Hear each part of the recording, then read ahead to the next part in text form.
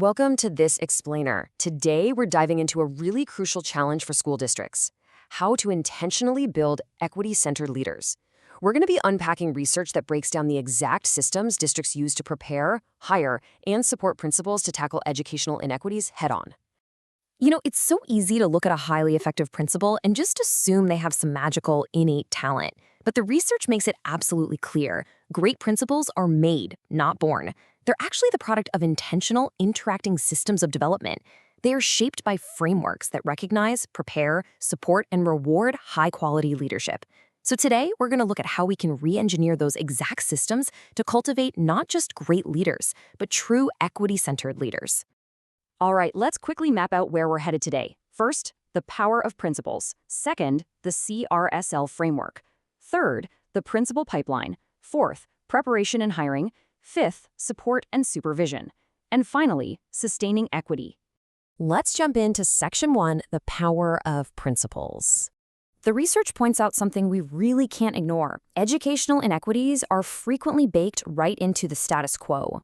The source highlights some stark realities, like students of color facing disproportionate suspensions, marginalized voices often getting silenced when they try to challenge injustice, and massive outside barriers, like a lack of internet or inadequate housing, completely disrupting student success. Now, a principal obviously can't solve all of society's problems, but researchers argue they are uniquely positioned to dismantle the inequities perpetuated within their own school walls. Moving right along to Section 2, the CSRSL framework. The term equity gets thrown around a lot. It's kind of become a buzzword, right? But this report actually defines it with very specific criteria.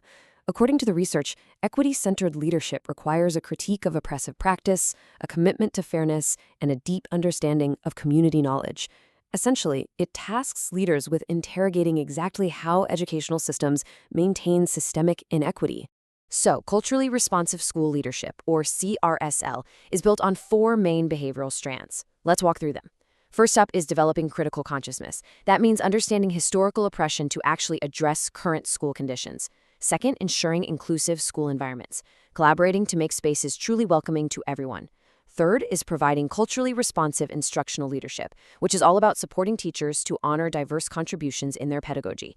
And fourth, culturally responsive community engagement, intentionally sharing power with historically excluded community members. Okay, so we have the theoretical framework, but that brings us to a massive, pivotal question. How can systems actually be designed to produce these equity-centered school leaders in the real world? That brings us to Section 3. The principal pipeline. The Wallace Foundation found that districts using a systematic, comprehensive, aligned principal pipeline saw significant benefits for student achievement. But here's a fun fact. Building a principal is surprisingly complex. This ecosystem contains 7 distinct domains, ranging all the way from higher education standards to on-the-job evaluation.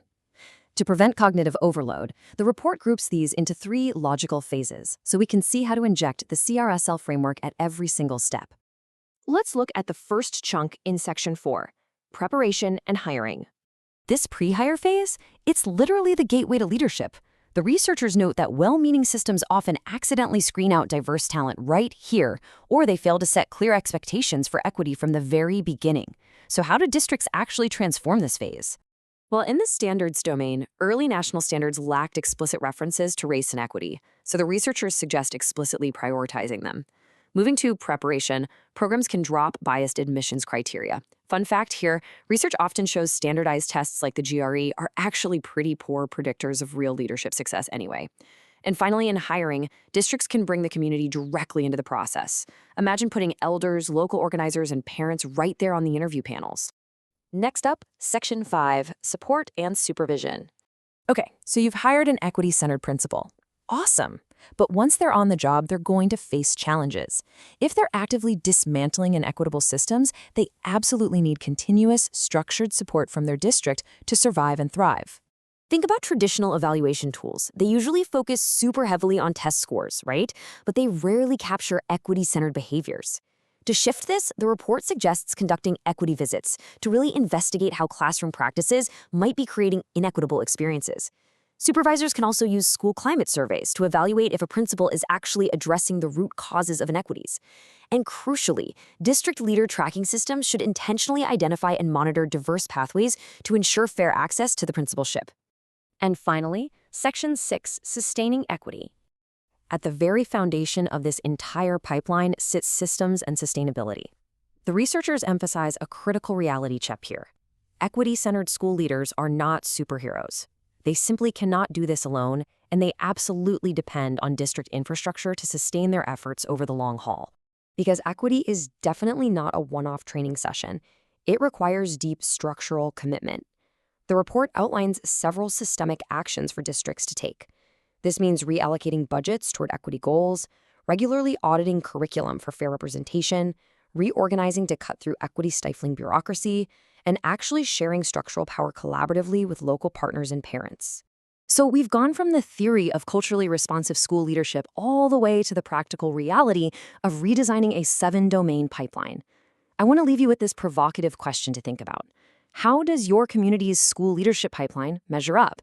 Are local systems unintentionally maintaining the status quo, or are they actively structured to build the equity-centered leaders of tomorrow? Take a look at your local systems, keep asking those important questions, and thank you so much for joining me for this explainer.